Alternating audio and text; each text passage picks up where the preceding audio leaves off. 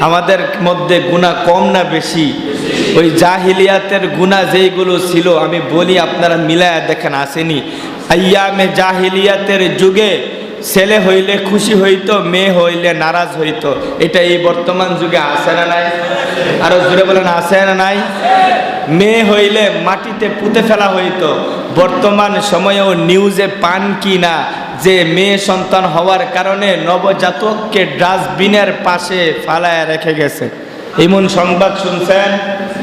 হ্যাঁ, আছে আছে, আমাদের সমাজেও এই সমস্যাগুলো আছে। আইয়ামে জাহিলিয়াতের যুগে মার সাথে সন্তান জিনাহ করত। বর্তমানে এটা আছে না নাই? এরকম বর্তমানে আছে না নাই? আছে। অনেক উপমা, অনেক পত্র পত্রিকা খুললেই দেখবেন এই নিউজ, অভাব নাই। মার সাথে ছেলের জিনা হচ্ছে, বোনের সাথে ভাইয়ের জিনা হচ্ছে,